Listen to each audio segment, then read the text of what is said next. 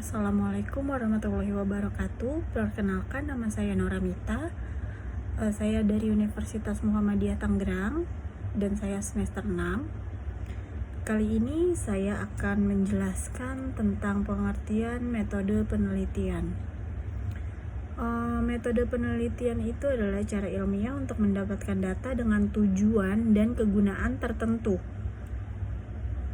Sedangkan cara ilmiah yaitu kegiatan penelitian berdasarkan pada ciri-ciri keilmuan, yaitu rasional, empiris, dan sistematis.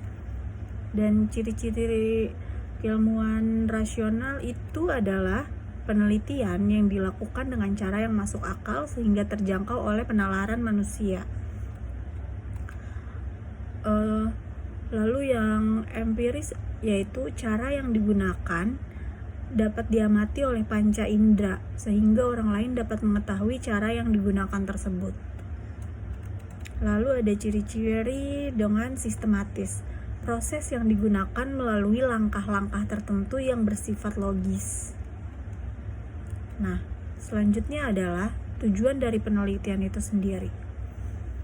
Tujuan dari penelitian itu adalah ada sebagai penemuan, pembuktian, dan pengembangan.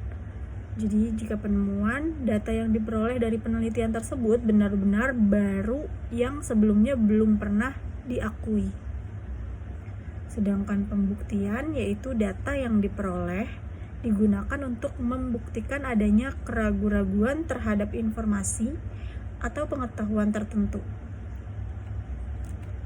Sedangkan jika untuk pengembangan yaitu untuk memperdalam dan memperluas pengetahuan yang telah ada. Jadi informasinya itu digali lagi sehingga dia itu bisa upgrade. Klasifikasi penelitian yaitu ada penelitian berdasarkan pendekatan yang dipakai,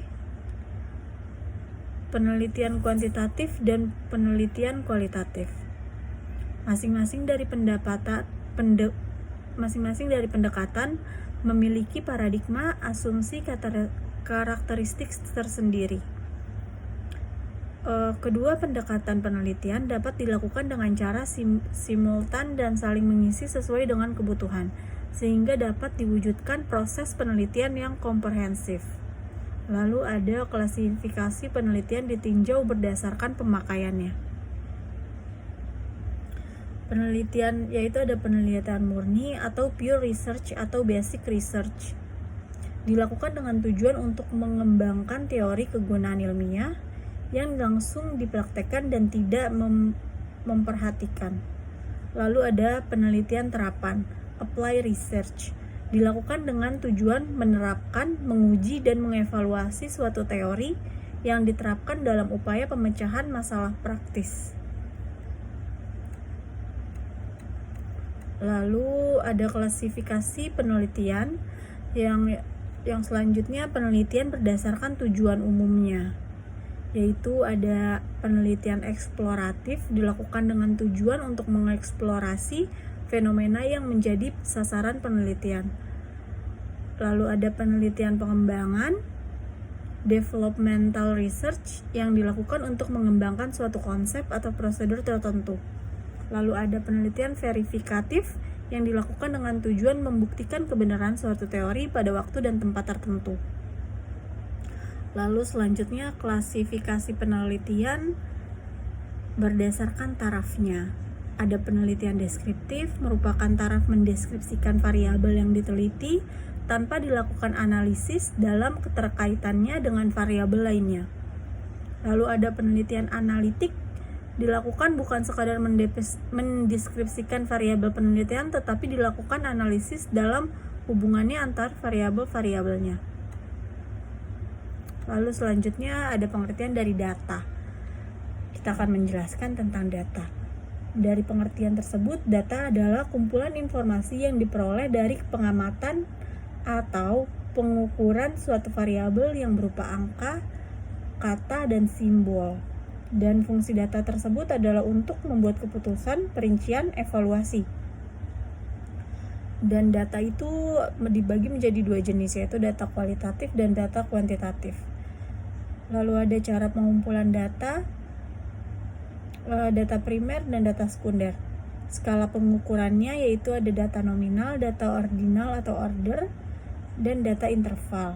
Sumber data itu ada dari wawancara atau angket, dari populasi, sampel, atau observasi.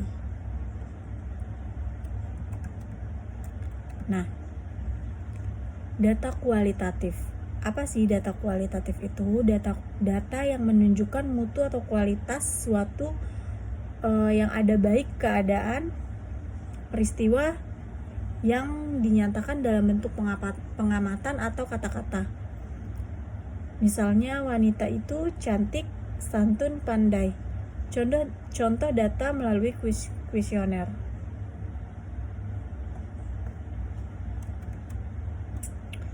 Data kategori penelitian tentang PHK ada 3 golongan. 1. Perlu pesangon 3 bulan bagi semua yang kena PHK.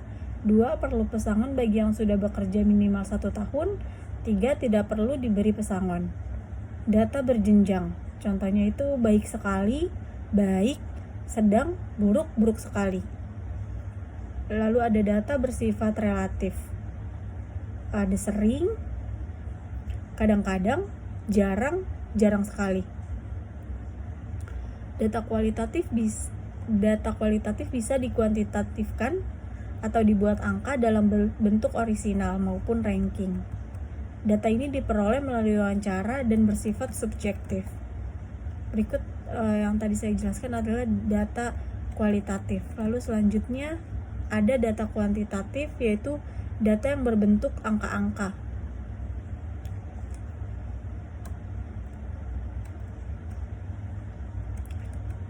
Lalu ada cara pengumpulan data.